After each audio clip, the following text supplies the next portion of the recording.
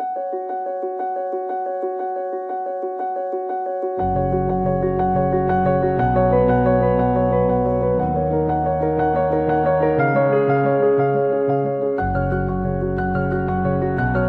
hipertensión es un problema muy serio en México y en el mundo. Entonces, nuestro módulo se trata sobre la prevención de enfermedad cardiovascular en los pacientes de hipertensos, de hipertensión arterial. Entonces, vamos a tratar de visualizar con los dos profesores, los dos ponentes, sobre prevención primaria en hipertensión arterial, sobre los lineamientos actuales. Uno de los problemas más graves que tenemos es antes de detectar la enfermedad hipertensiva. Yo considero que hacer prevención primaria en pacientes con alto riesgo de hipertensión arterial es un fundamento muy importante para todos nosotros, los que nos dedicamos a la salud cardiovascular. Y ahí también debemos impactar de una manera importante porque retrasar la hipertensión sería fundamental.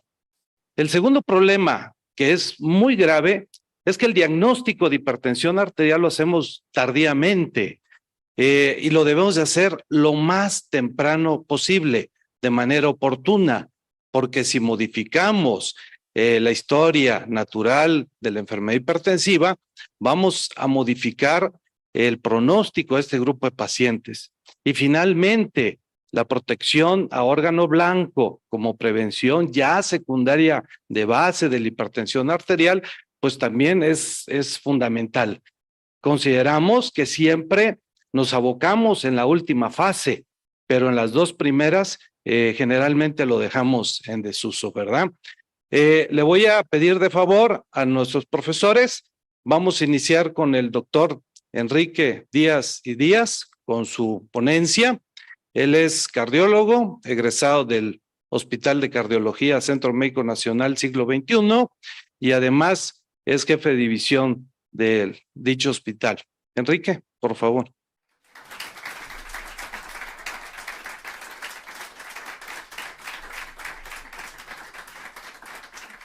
Gracias, Jorge, por la presentación.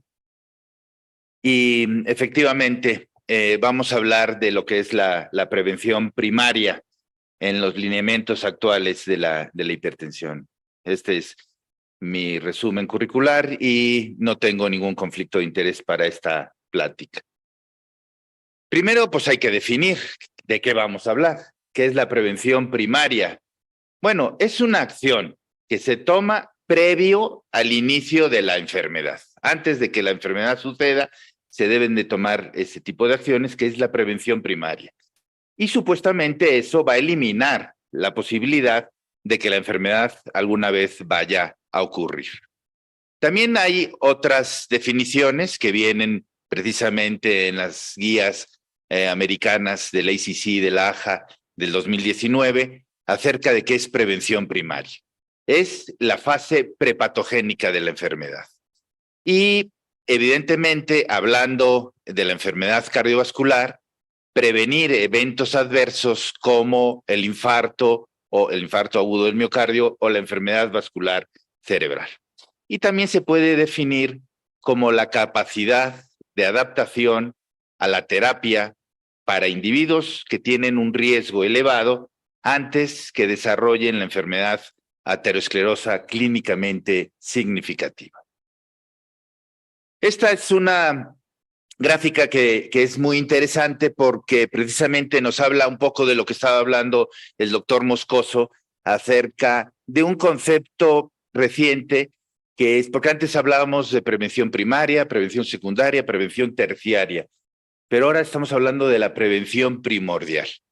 Y la prevención primordial es la que verdaderamente debemos de atacar, porque de hecho tuvimos la oportunidad, uno de los grandes investigadores, el doctor Valentín Fuster, tuvimos la oportunidad de tenerlo en el hospital en el 2018 y firmó un convenio. De hecho, es uno de sus logros a nivel mundial, es crear sitios, lugares donde se desarrolle esta prevención primordial.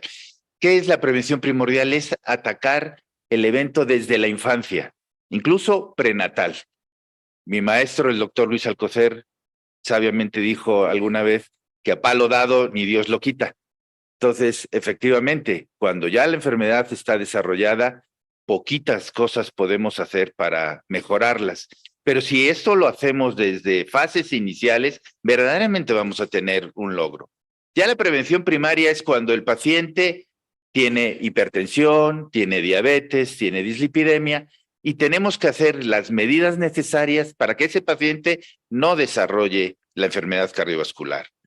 Y ya la prevención secundaria lo que demuestra es única y exclusivamente el gran fracaso de la medicina, que es de lo que va a hablar la doctora Ruiz Gastelum. Es el hecho de que el paciente llega ya con nosotros con un infarto o con un evento vascular o con una insuficiencia cardíaca. Ese paciente, desafortunadamente, aunque de forma muy elegante el paciente llegue con un infarto y le hagamos una angioplastía primaria y quede muy bien, ese paciente ya está dañado y ya hubo un fracaso en el tratamiento de estos pacientes. Ahí va. Bueno, entonces, como les decía, es importante hablar, cuando hablamos de la hipertensión, de los eventos de enfermedad arterial coronaria que podemos evitar en estos pacientes con hipertensión y con dislipidemia. En este estudio de población de Estados Unidos, lo que nos habla es de niveles nominales. Niveles nominales se definen como cifras de presión arterial por abajo de 140/90 o de 130/80 si ya están o son pacientes diabéticos o que tienen algún tipo de enfermedad cardiovascular de alto riesgo. Y también se define esto en los pacientes con niveles de colesterol LDL por abajo de 130. Esos son, digamos, niveles nominales.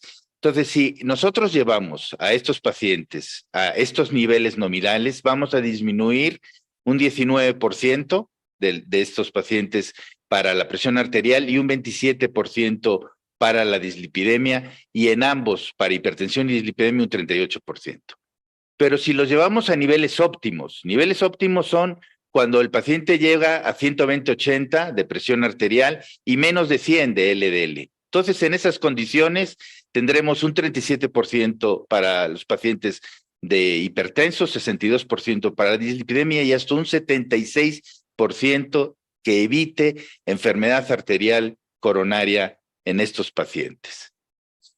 Pues vamos a hablar un poco de las lecciones históricas de la hipertensión, porque finalmente la hipertensión incrementa la mortalidad y la morbilidad, tanto en hombres como en mujeres. Lo demostró desde 1960 el estudio Framingham, y también se demostró que el tratamiento reduce la mortalidad y la morbilidad. El estudio de la Administración de Veteranos clásico en los 70s. Pero el riesgo de mortalidad cardiovascular, sabemos que se duplica, es también parte del estudio Framingham, se duplica con cada incremento de la presión sistólica de 20 milímetros de mercurio y 10 de milímetros de mercurio de la diastólica, desde cifras tan marginales como 115/75. Entonces quiere decir que con 135/85, ese paciente ya tiene el doble de riesgo.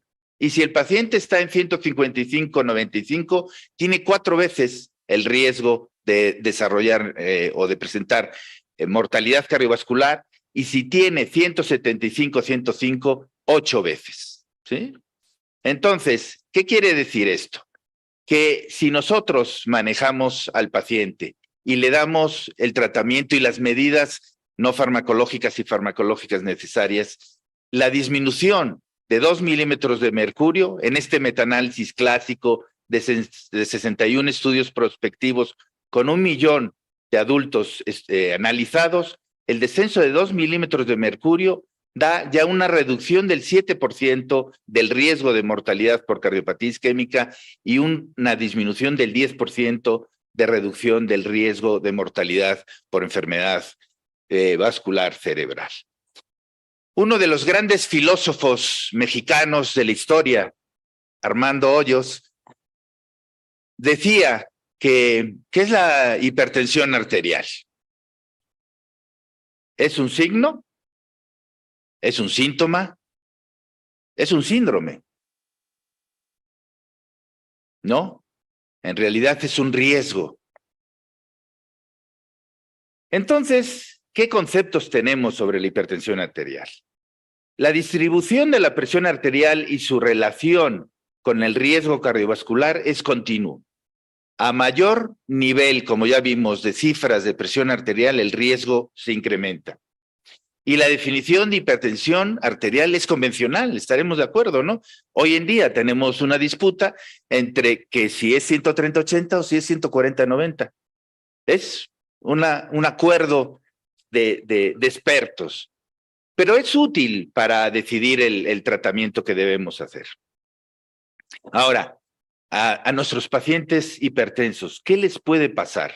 Porque es un riesgo, porque tienen el incremento de posibilidad de tener enfermedad cerebrovascular, de tener un síndrome isquémico coronario agudo, de presentar angina de pecho, de tener un síndrome isquémico arterial periférico, de presentar insuficiencia renal, de presentar insuficiencia cardíaca, deterioro intelectual, diabetes y finalmente, pues ser como Macario, ¿no? Y quedar en esta condición.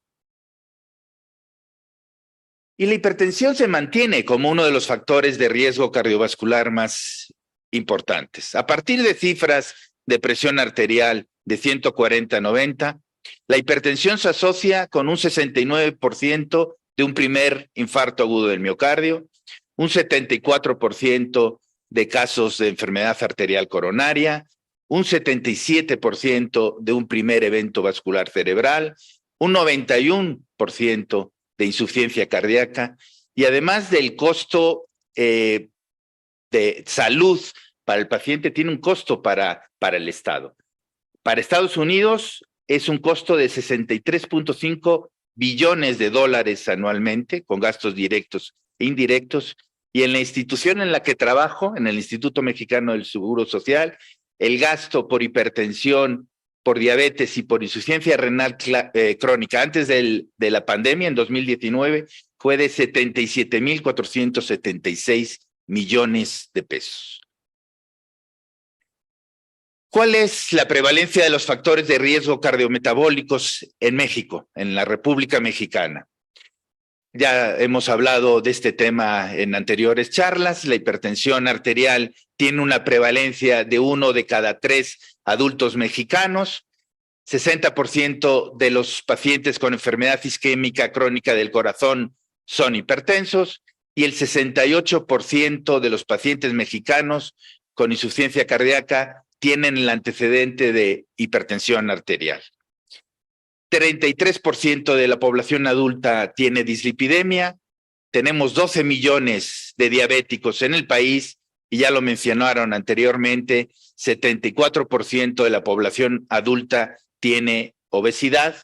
Somos todavía el segundo lugar, no el primero, pero pronto seremos, pero sí somos el primer lugar de obesidad en los niños, lo cual evidentemente, como evaluaba de la prevención primordial, es sumamente grave. En resumen, la hipertensión arterial sistémica es la enfermedad cardiovascular con mayor prevalencia y penetración en la población mexicana adulta.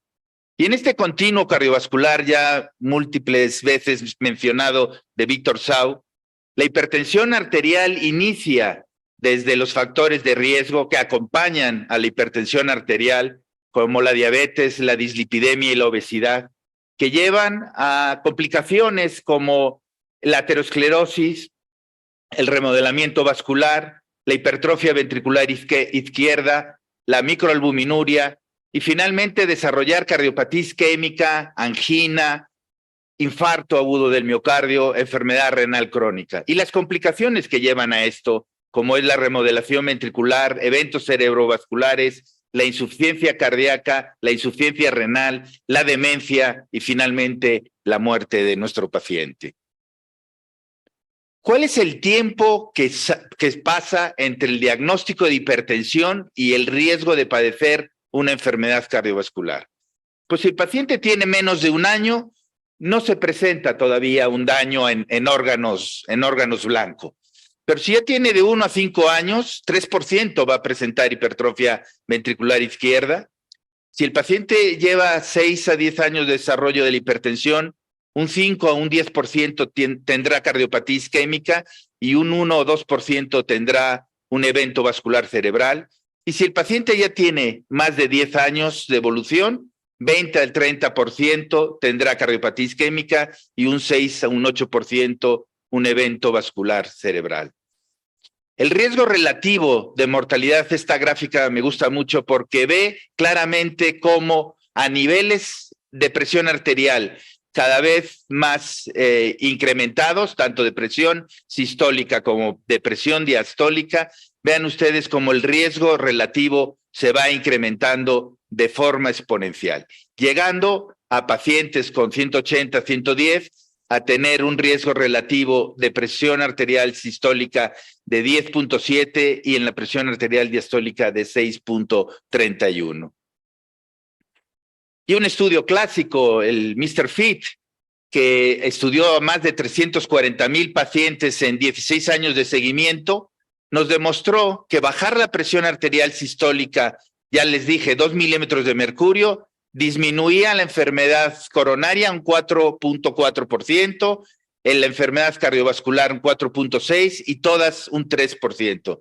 Pero si bajábamos hasta 20 milímetros de mercurio la presión arterial sistólica, los resultados eran muy espectaculares. Una reducción de 36.2 para enfermedad coronaria, de 37.6 para enfermedad cerebrovascular y un 25.9 para todas las causas. Y la mortalidad global, desde múltiples estudios que se han hecho, en este caso en el año 2000, del impacto de la hipertensión y de otros factores de riesgo en países en desarrollo con alta mortalidad y en países en desarrollo con baja mortalidad y en países desarrollados, vean cómo la hipertensión arterial ocupa el primer lugar con una prevalencia sumamente elevada. El poder predictivo de la tensión arterial sistólica se ve específicamente en los pacientes con hipertensión arterial de mayor edad. Vean ustedes en este estudio, en sujetos mayores de 65 años, como la presión arterial sistólica es la que causa el incremento más preponderante en el riesgo relativo. Y esta también es una gráfica que creo que es muy clara, porque muestra claramente la relación continua que hay entre la presión arterial y la mortalidad cardiovascular. Y en esa disputa que tiene el doctor Alcocer con el doctor Mini acerca de si la edad es una de las causas de que llegue el paciente a tener hipertensión sobre todo sistólica, pues creo que aquí lo deja muy claro, porque en estos pacientes con mayor edad, en los pacientes del grupo de 80, 89 años, de 70, 79 años, tanto la presión sistólica como la presión diastólica incrementan el riesgo en forma sostenida.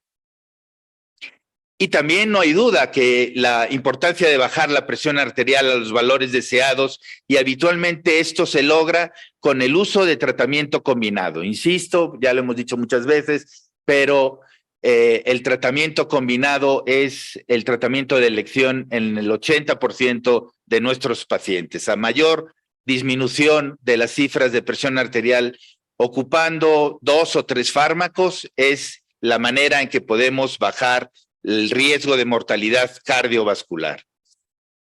Y otro aspecto importante, y por eso les decía que es algo convencional, es que se pensaba que a partir, ya les dijimos, 115/75, duplica el riesgo con 20 milímetros de mercurio sistólica y 10 de diastólica, y entonces estamos hablando de esa presión arterial normal alta, 130/80, a partir de 130/80, pues es una presión normal alta, hasta 139/89. Pues ven ustedes que no es tan benigna esa presión normal alta. Claramente hay una diferencia entre los pacientes que tienen presión normal o presión óptima en estos pacientes con normal alta. De ahí surgió ese criterio de los americanos de considerar hoy en día las cifras de presión arterial de 130/80 como ya hipertensión grado 1. ¿Cuáles son los pacientes hipertensos, la población de hipertensos de alto riesgo? Pues ya lo mencionamos también varias veces, la población mundial tiene una prevalencia en términos promedios de 25%, ¿sí? Más de 1,000 millones de seres humanos tienen la presión arterial alta y se calcula para el 2025 que sean 1,500 millones de hipertensos en todo el mundo. Causa 9.4 millones de muertes por año que son atribuidas a la hipertensión arterial, y la enfermedad cerebrovascular es la causa número 1 de muerte, de enfermedad cardiovascular, perdón, es la causa número 1 de muerte en el mundo. Y la causa más importante de enfermedad cardiovascular es la hipertensión, como ya lo mencionamos. La Organización Mundial de la Salud nos reporta que la presión arterial subóptima, con presiones arteriales sistólicas arriba de 115, ¿sí?, que sigue siendo una presión obviamente no hipertensa, es responsable del 62% de la enfermedad cerebrovascular y del 49% de la enfermedad isquémica cardíaca. Los pacientes que tienen alto riesgo son los sujetos de raza negra, los diabéticos, los pacientes con enfermedad renal crónica, los pacientes de mayor edad, los pacientes con hipertrofia ventricular izquierda y un bajo estrato socioeconómico. Pero si ya dijimos que la hipertensión arterial es un riesgo, ¿cómo vamos a reducir ese riesgo? Pues lo primero es normalizar las cifras, evidentemente. ¿Cómo lo haremos? Pues con modificaciones de estilo de vida, con manejo del peso, manejo de la sal, el manejo del estrés y con tratamiento farmacológico. Pero también, y lo hemos mencionado en este congreso, controlar otros factores de riesgo. Tenemos que evitar el hábito tabáquico, tenemos que controlar los niveles de glucosa y tenemos que controlar los niveles de lípidos. ¿Para qué? Para alcanzar, pero sobre todo para sostener las metas. Es un grave problema en México y en el mundo que nuestros pacientes les damos el tratamiento, los llevamos a meta y de repente a alguien se le ocurre, un iluminado, que si el paciente ya está en metas, ¿como para qué sigue tomando medicamentos? Y les quitan las medicinas. Eso es una realidad. Entonces ya habíamos mencionado la importancia de las pequeñas reducciones de la presión arterial diastólica en la prevención primaria. Vean ustedes, reducir 2 milímetros de mercurio baja tanto las cifras de enfermedad coronaria como de la enfermedad cerebrovascular, un 15% de reducción y un 5%. Pero cifras de reducción de 7.5 milímetros de mercurio reduce hasta un 21% de enfermedad coronaria y un 46% de accidentes cerebrovasculares. En este caso, vemos como el uso de antihipertensivos va a reducir en los pacientes con reducciones de 2, 3 y 5 milímetros de mercurio, reducciones de 6, 8 y hasta 14% de infarto, de enfermedad cerebrovascular 4, 5 y 9%, y una reducción total de 3, 4 y 7%. Vamos a hablar ya para terminar un poco de estas guías que son la guía americana del 2019 y la guía europea del 2021, en la que nos dice que en los sujetos entre 40 y 75 años de edad, los médicos deben evaluar de forma rutinaria los factores de riesgo cardiovascular tradicionales y sobre todo calcular el riesgo, en este caso es de la guía americana, de ASCVD a 10 años. Con las ecuaciones, el cálculo de los calculadores de riesgo, en este caso de cohortes agrupadas. Esta es una indicación clase 1. En los adultos de menor edad, entre 20 a 39 años, nos menciona como una indicación clase 2A que es razonable evaluar los factores de riesgo tradicionales por medio de ASCVD cada 4 a 6 años. Y en adultos con riesgo limítrofe, entre 5 a 7.5 de riesgo a 10 años, o riesgo intermedio, mayor de 7.5 pero menor a 20, que ya es riesgo alto, es razonable utilizar factores adicionales que aumenten el riesgo para guiar las decisiones sobre intervenciones preventivas. Por ejemplo, el tratamiento con estatinas. En esto utilizamos imágenes como puede ser el score de calcio. Esta es la clásica imagen del cálculo de riesgo de las guías europeas. de la estratificación de riesgo cardiovascular de acuerdo a las categorías, en las que claramente los pacientes que tienen hipertensión más elevada, hipertensión grado 3 y un estadio 3 o diferentes factores de riesgo con enfermedad cardiovascular, pues son pacientes de riesgo muy alto. Para esto, esta es la calculadora de riesgo de ASCVD, es muy sencillo, lo pueden bajar en sus dispositivos, nada más tienen que meter los datos que aquí ven y de esta manera se obtiene el cálculo del riesgo. Y en cuanto a recomendaciones también de pacientes con hipertensión arterial, vean ustedes cuáles son el tratamiento que se debe de dar en los pacientes inicialmente. Factores de modificación de estilo de vida, pérdida de peso, una dieta adecuada, reducción de sodio, suplementos de potasio, aumento en la actividad física y limitación en el uso de alcohol.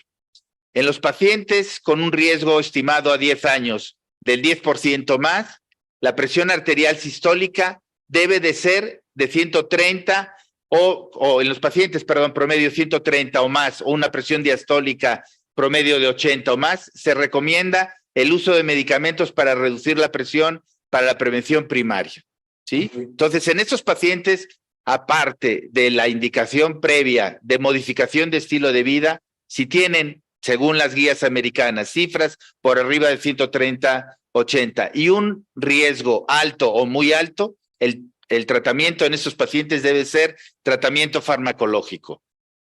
Y también, obviamente, la meta de tratamiento. En eso creo que en general podemos estar de acuerdo. El doctor Martín Rosas habló ayer acerca de ese tema y no queremos meternos en muchas discusiones, pero en términos generales podemos decir que por lo menos llevar a nuestros pacientes a 130, 80. Y ya una indicación 2B nos dice que en los adultos con hipertensión confirmada que no tengan marcadores adicionales de aumento de riesgo, un objetivo de la presión arterial menor de 130-80 puede ser suficiente.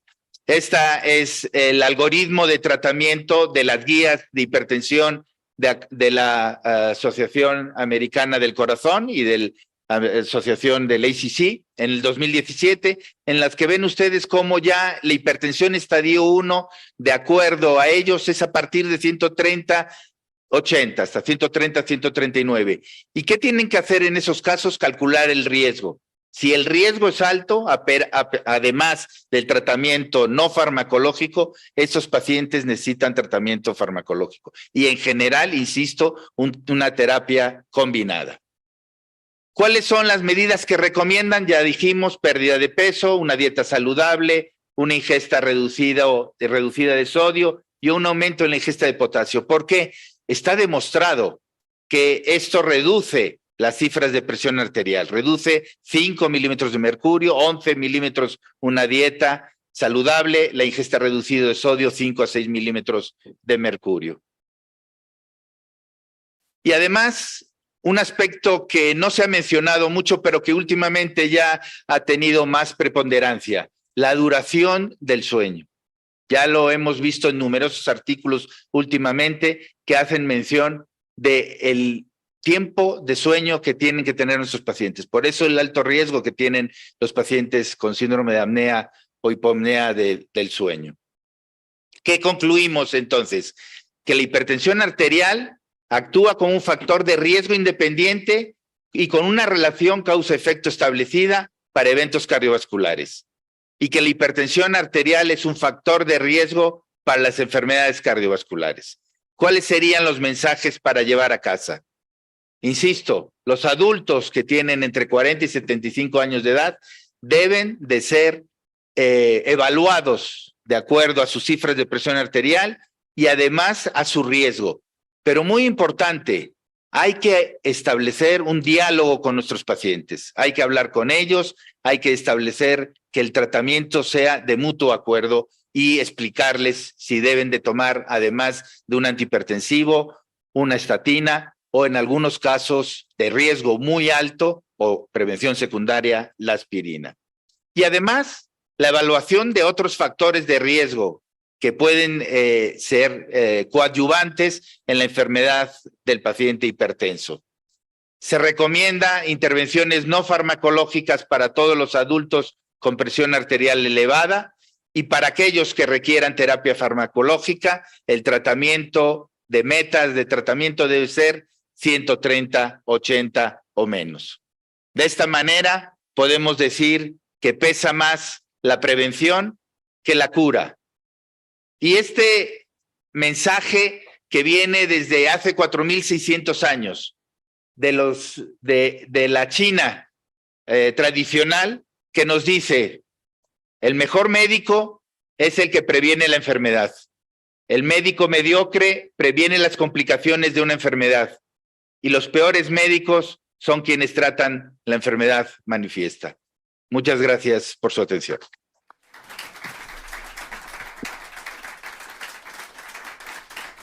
Muchas gracias, Enrique. A continuación, vamos a invitar a la doctora Edith Ruiz. Ella es cardióloga, es egresada del Hospital de Cardiología Centro Médico Nacional, es miembro activa de ANCAM, de ANPAC y las sociedades cardiometabólicas en el país. Ella va a hablar sobre prevención secundaria, principalmente cómo podemos retrasar y prevenir daño a órgano blanco, el cual puede ser muy complejo, muy difícil, pero a la vez es muy sencillo. Seguimos los lineamientos. Edith, adelante, por favor. Buenos días. Perdón, es que...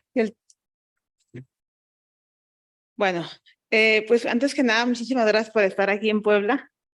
La verdad es que esta ciudad, yo en particular le tengo una estima. Aquí vive mi hijo, así que aquí estudia.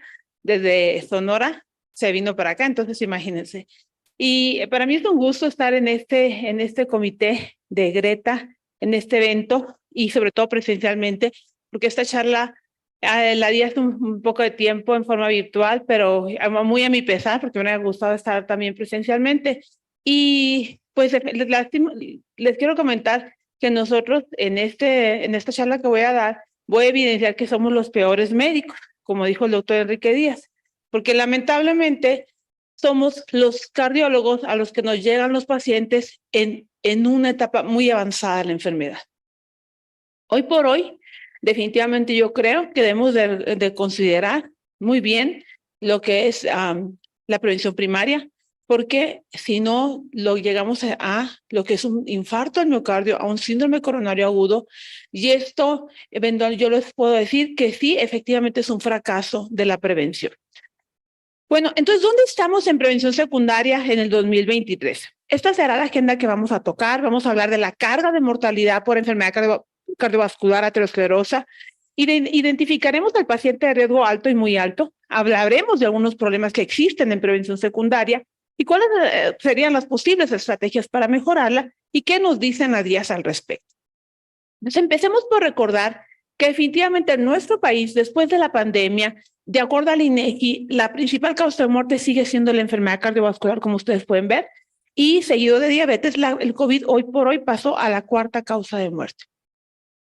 En prevención secundaria hay algunos conceptos importantes que tenemos que recordar, como el hecho de que los pacientes con enfermedad con aterosclerosa establecida y que a partir de ahora lo voy a llamar como ECVA, tienen un alto riesgo de eventos recurrentes. Vean ustedes que hasta el 50-75% de los pacientes con infarto del miocardio van a tener un evento recurrente entre el primer y tercer año subsecuente. Y a 5 años el riesgo persiste en un 30%. El pronóstico en general es pobre en la mayoría de estos pacientes y estos eventos realmente sí se podrían diagnosticar, tratar y evitar que sucedieran si hiciéramos la prevención como debería de ser. Tenemos que recordar que si logramos realmente eficientar nuestros recursos y el manejo de estos pacientes, vamos a poder reducir los costos, vamos a poder reducir las discapacidades y la mortalidad cardiovascular. La World Heart Federation estableció un roadmap sobre prevención secundaria no hace mucho. El problema aquí que ustedes pueden ver es que ellos dicen, realmente hay 4 fármacos que son útiles y si los utilizáramos, en el 75% de los casos podríamos prevenir los eventos. pero cuando van haciendo el análisis subsecuente de cuántas personas tienen derecho a los sistemas de salud y a los fármacos y cuántos pacientes son adherentes, pueden ver que solamente el 20 y tantos % logra recibir estos beneficios. Y estableció este plan para tratar de reducir la mortalidad para el 2030 en un 30%, tratando de que lleguemos a todas las personas con todos los recursos posibles para brindarles la mejor atención. Quiero recordarles que la aterosclerosis es una enfermedad multisistémica, que no veamos al paciente como un síndrome coronario como una entidad única, que recordemos que la aterosclerosis puede ser cerebral, carotidia, que afecta a los miembros inferiores, también las arterias renales, e incluso pues es una excelente opción para una angioplastía renal en algunos escenarios de hipertensión arterial. Y vean ustedes cómo en este registro se pudo observar cómo aquel paciente, por ejemplo, el paciente que tiene estenosis carotidia tiene hasta un 61% de posibilidades de tener una enfermedad arterial coronaria. Y no se diga que el paciente que ya tiene enfermedad arterial coronaria, hasta un 70% de posibilidades de tener problemas coronarios. O sea, tenemos que ir más allá y no ver solamente un lecho vascular y comprender que la aterosclerosis definitivamente es multisistémica. Este es el escenario más triste que podemos ver. Este es el fracaso de la prevención, los síndromes coronarios agudos y que afectan tanto a hombres como mujeres. Y esto es importante porque recuerden que también las mujeres mueren por enfermedad cardiovascular. Pero también existen otros escenarios, como la cardiopatía isquémica crónica, que ya sea que reciba un tratamiento conservador o invasivo, siempre deberá de recibir el tratamiento óptimo en prevención secundaria. Y no se nos olvide la insuficiencia cardíaca por cardiopatía isquémica crónica. Es otro escenario que también debería ser, con mayor razón, debería de beneficiar de todas las medidas que tengamos en prevención secundaria. La aterosclerosis está dada por múltiples factores de riesgo, como ustedes saben. Particularmente quiero destacar efectivamente la hipertensión y las dislipidemias. Las dislipidemias, porque además de ser un factor de riesgo, también es parte de la génesis de la aterosclerosis. Y así lo van a ver ustedes en el transcurso de las décadas de cómo se van formando esas placas ateromatosas para eventualmente detonar en un síndrome coronario agudo.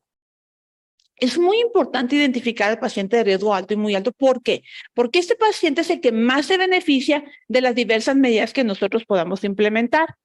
Y les voy a decir rápidamente cómo las guías establecen a eso o cómo identifican a esos pacientes de riesgo alto y muy alto. Y en este contexto, las guías americanas hablan de dos tipos de pacientes. Fíjense, hablan del paciente con EGMA, no muy riesgo alto y de muy alto riesgo. ¿Cuál es la diferencia entre estos dos escenarios? En realidad, la American Heart Association lo que hizo es establecer estos escenarios al principio para definir el uso o no de ezetimibe y de anticuerpos monoclonales, porque sabemos y nos queda muy claro que la piedra angular del tratamiento siguen siendo las estatinas, pero establece que tal vez aquel paciente de riesgo no muy alto es el que es a lo mejor de edad avanzada o el que tiene menos de 75 años, pero que responde muy bien a las estatinas. ¿Cuál es el paciente de riesgo muy, muy alto? Y aquí destacan aquellos pacientes que tienen un síndrome coronario agudo, que tienen una historia de infarto reciente, una historia de una enfermedad cerebrovascular o con enfermedad arterial periférica. Entonces identifica, a ver, este es el paciente que ya tuvo evento y luego identifica otras condiciones de riesgo. ¿Cómo establece que son de riesgo altos? Aquel que ya tuvo 2 eventos de la primera columna que ustedes ven en rojo, que no sé si puedo señalar aquí, pero de la primera columna que ven en rojo, o aquellos pacientes que tienen un evento establecido y 2 factores de riesgo de la columna que ven en azul. La mayoría de los pacientes, cuando menos, yo creo que cumplen ese tipo de requisitos. Es muy raro ver un paciente que tiene un síndrome coronario agudo y que no tenga factores de riesgo asociados. ¿Cuál es la importancia de identificar a este paciente? Que aquellos pacientes que se consideran que entran en esta categoría tienen 3 veces más riesgo de eventos posteriores, ¿sí? Que los pacientes que no son de riesgo muy alto. Entonces, he ahí el porqué. Y aquellos que tienen 2 eventos, o sea, que ya tuvo un evento cerebral y un evento coronario, tiene 5 veces más riesgo de tener eventos subsecuentes en los siguientes 3 años. Las guías europeas, por otro lado, establecen que el paciente de riesgo muy alto es aquel que ya tiene la ECVA establecida, aquel paciente que tiene un síndrome manifiesto, como el que ustedes quieran. Pero una aportación interesante o importante de las guías europeas del 2019 fue que establece por primera vez que aquel paciente que tiene aterosclerosis subclínica, y es importante porque ese paciente puede estar totalmente asintomático, pero si le llegamos a detectar que tiene las carótidas, una obstrucción del 50%, o tiene obstrucción coronaria en 2 arterias cuando menos, se considera un paciente de riesgo muy alto. Por eso a veces ahora se habla más que de tratar propiamente una enfermedad, tratamos riesgo. Y por eso se insiste tanto en el control intensivo de la presión arterial y de los diversos factores de riesgo. Sin embargo, yo les quiero hacer una pregunta. ¿Cómo categorizan a ustedes a ese paciente que tiene aterosclerosis subclínica a lo mejor, y no necesariamente el 50%, pero puede tener una gran carga de placa en prevención primaria o en prevención secundaria? ¿Sí? Ese es el dilema ahora, porque hoy tenemos ese escenario. Tenemos pacientes que tienen o que podemos detectar por los métodos de imagen la aterosclerosis subclínica, pero no tienen todavía un evento manifiesto. Nos vamos a esperar nosotros a intervenir o realizar acciones de prevención hasta que tenga un evento. Yo les pregunto, ¿vamos a llegar tan tardíamente cuando podemos hacerlo mucho antes? Y es por eso la importancia del control intensivo de los factores de riesgo como está establecido en esta imagen. ¿Cuáles son los problemas en prevención secundaria? Bueno, el Euroaspir establece que ellos, en un seguimiento que han hecho de los factores de riesgo con ECVA establecido en Europa, pueden ver cómo el 38% de los pacientes persisten con obesidad, ¿sí? 55% persisten fumando, ¿sí? Los pacientes hipertensos también, el porcentaje sigue siendo del 40 y tantos por ciento, y del 54% de los pacientes diabéticos apenas alcanzan el control. O sea, muy mal. Y el 40% son sedentarios, aunque intentan y establecen el día a día el tratar de mejorar su activación física, ¿no? ¿Qué pasa en Europa también cuando evalúan el manejo de las estatinas o el control de las metas del LDL colesterol? Y vean ustedes como con metas más estrictas que se establecieron en el 2019 del colesterol, donde el colesterol en un paciente con ECVA debe de ser de menos de 55 miligramos por decilitro. No le hagan caso, por favor, a los valores de referencia que les reportan los laboratorios bioquímicos. El valor debe ser menos de 55 y el control de ser del 54% cuando la meta era 70, se redujo al 33% en este estudio realizado en 18 países en Europa. Pero más triste el escenario es cuando se evalúa en la parte inferior los pacientes de bajo riesgo, y ahí ustedes pueden ver que el control se reduce a 18%. O sea, muy, muy bajo en estos pacientes que seguramente muchos tienen ECVA. ¿Qué pasa en los Estados Unidos? En un escenario, en un estudio de vida real, donde se evaluaron más de 600,000 pacientes, vean ustedes que la mitad tenían enfermedad cardiovascular, todos tenían ECVA, pero la mitad no recibían ni siquiera estatinas. O sea, están muy mal. O sea, nosotros estamos mal, pero ellos también. Y vean ustedes cómo las estatinas de alta intensidad solamente las recibían del 22% y 27% recibían otra estatina. Así que ese es el escenario allá. Y el peor, a lo que peor les iban eran a las mujeres, a los adultos mayores y a aquellos que tenían enfermedad arterial periférica. Cada vez que presento esto me da pena, porque luego me regañan en relación al registro que se hizo en el IMSS, porque dicen que ya es muy antiguo, que eso ya no sucede. Pero la situación es que este estudio es lo que está publicado. En un registro de más de 20,000 pacientes que ingresaron con síndrome coronario agudo en el IMSS, pueden ver ustedes que los que recibieron estatina al ingreso eran alrededor de 46% y al egreso 63%. O sea, todavía egresaban los pacientes el 37% sin estatinas. Eso es lo que pasa más o menos en nuestro país.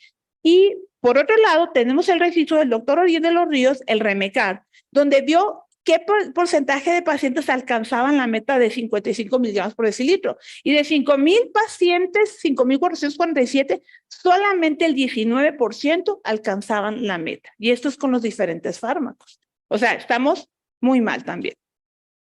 Estrategias. ¿Qué les vengo yo a plantear? Primero, recordar eso. La aterosclerosis es un problema multifactorial, es crónico, no es progresivo, no se va a curar.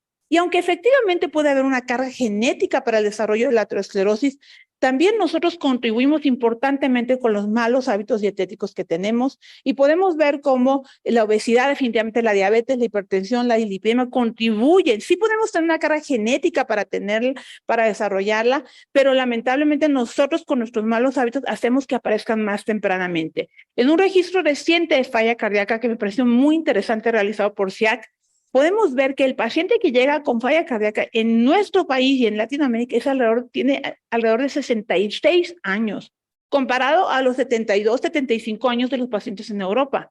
Y esa falla cardíaca es el estado terminal de la enfermedad cardiovascular.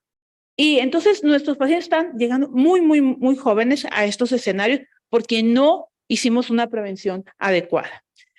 En Noruega han logrado reducir la mortalidad cardiovascular y los eventos coronarios. Y lo adjudican básicamente, como pueden ver, al control de la dislipidemia, de la presión arterial, al control del tabaquismo y a la mejoría en la activación física. ¿Cuál es este statement de la American Heart? Salió hace muchos años y ratifica definitivamente que esos 4 fármacos son importantísimos para la reducción de la mortalidad en pacientes con enfermedad arterial coronaria establecida. Pero quiero que vean cómo tienen más impacto las modificaciones del estilo de vida, más que cualquier fármaco que podamos utilizar, y particularmente la dieta saludable.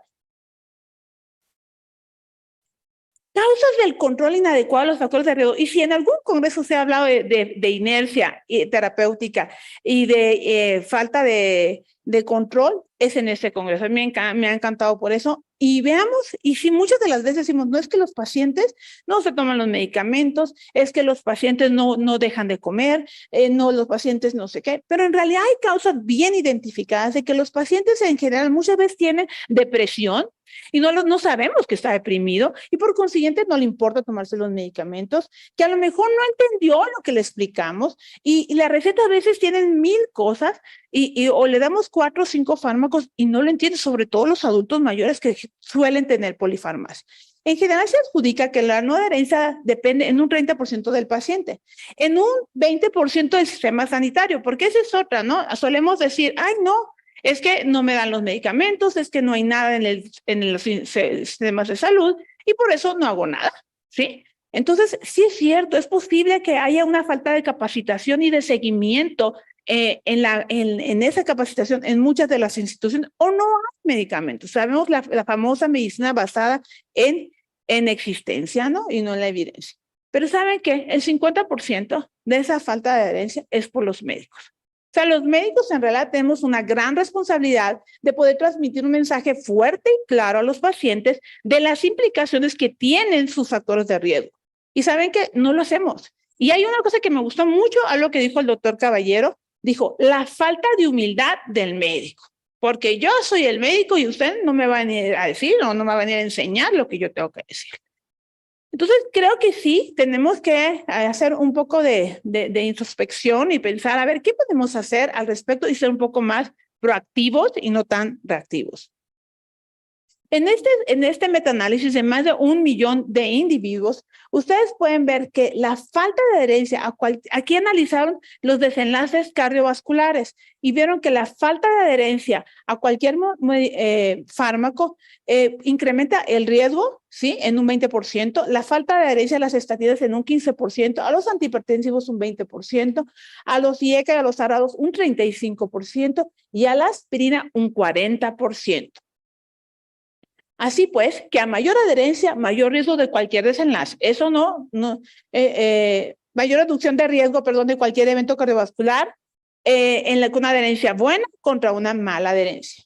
Cuando se evalúa la mortalidad total, aquí vean, el impacto es mucho mayor, porque ya no estamos hablando, por ejemplo, 35% reducción de mortalidad si hay una buena adherencia.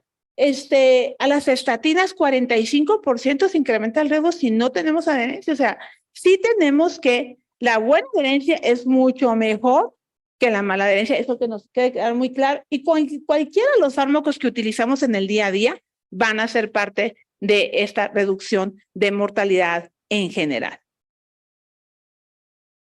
Y esto fue la conclusión, o sea, un 9% de las muertes cardiovasculares se atribuyeron a la pobre adherencia y la buena adherencia se asoció en general a un 20% de menor de enfermedad cardiovascular y a un 35% de riesgo menor de la mortalidad total. Estrategias, la polipíldora también es una opción, ¿por qué no? Sabemos que entre menos tabletas es más posible que el paciente pueda tomárselas como debe de ser. Así que, pues bueno, consideren todas las opciones que tienen. Tienen polipíldora con ramipril, con aspirina y con estatina. Tienen los medicamentos que vienen con triples combinaciones como antihipertensivos. Así que tenemos muchas opciones. Hablemos un poquito de la reducción del riesgo residual. Y es que también a veces no llegamos a las metas con nuestros pacientes. Es que tienen colesterol un poquito alto, es que lo tienen 100 y lo debería tener en 70. Y ahí nos quedamos, ¿sí? Entonces, combatir el riesgo residual y tener las metas correctas del colesterol LDL puede ayudar efectivamente. Disminuir o identificar a aquel paciente inflamado, por decirlo así. Pacientes que tienen PCR incrementada por arriba de 2 miligramos por decilitro por litro pueden ser pacientes que se pueden beneficiar de terapias como la colchicina, tal vez, entonces que ya aparecen las guías.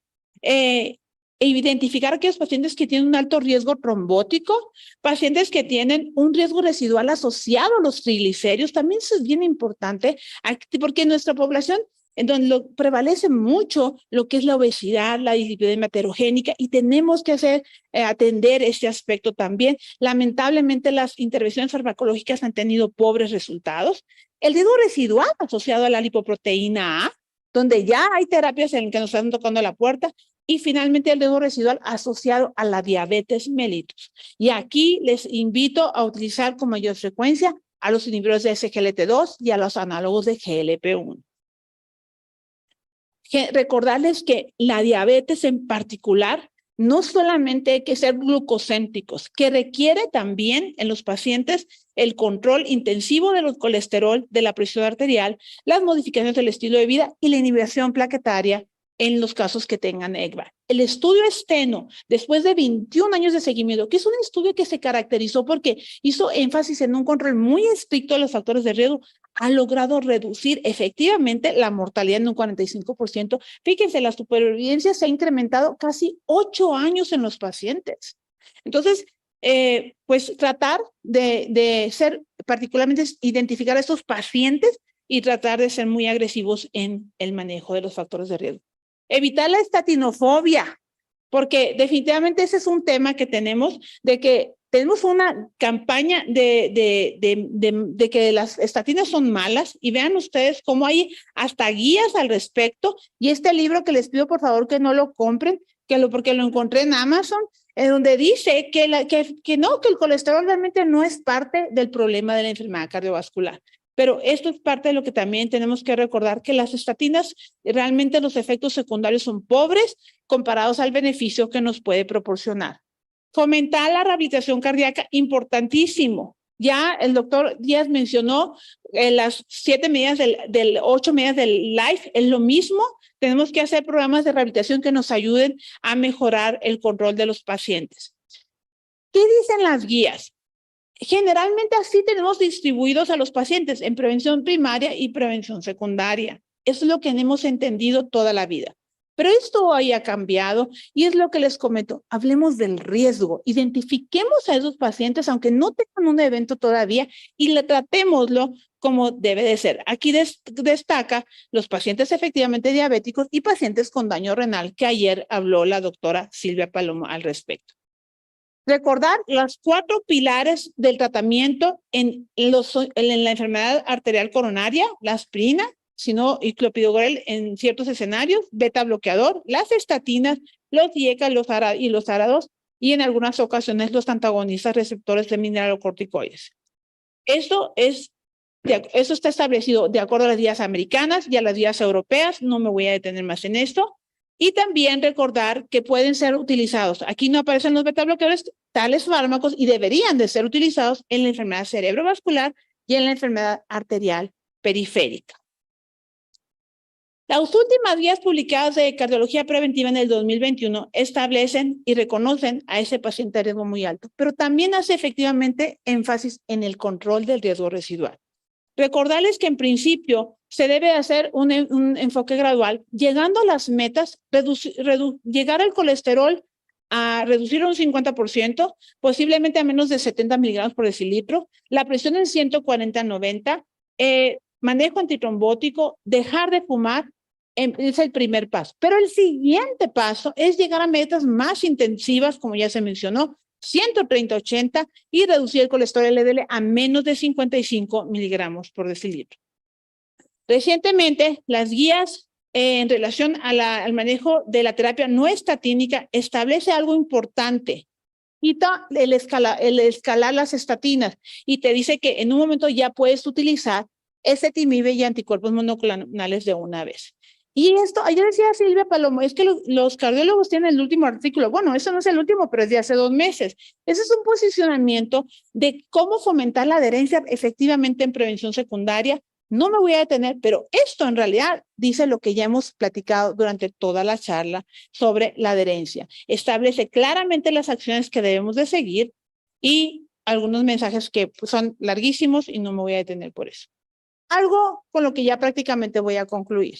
¿La comunicación importa? Sí, porque luego le decimos al paciente, váyase, nos vemos en 3, 4 meses y le damos 10 tabletas nuevas que se tienen que tomar en un día. Es imposible hacer eso. Eso no funciona. Y vean cómo los médicos en general tienen adherencia de bata blanca, porque ellos no se dan cuenta si el paciente lo está tomando o no, ¿sí? El paciente en general no entiende lo que le decimos, ¿sí?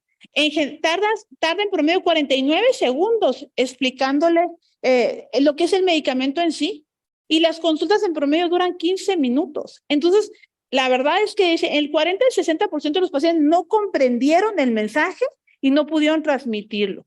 Entonces, ¿qué estamos haciendo? Pues hay que ponernos a pensar en eso. Concluyo entonces recordándoles que en prevención secundaria, lograr las metas estratégicas del tratamiento antihipertensivo, hipolipemiante y antidiabético nos va a permitir reducir el daño vascular y el daño a órgano blanco. Nos va a permitir mejorar el pronóstico de nuestros pacientes, mejorar, mantener la calidad de vida, disminuir la mortalidad. Entonces, les invito al llegar a las metas, lograrlas, control óptimo de los factores de riesgo nos va a permitir efectivamente reducir las complicaciones cardiovasculares, los infartos, los CVCs, las revascularizaciones y la mortalidad asociada. Muchísimas gracias y si pueden, el próximo sábado los invitamos al curso de lipidemias. Gracias.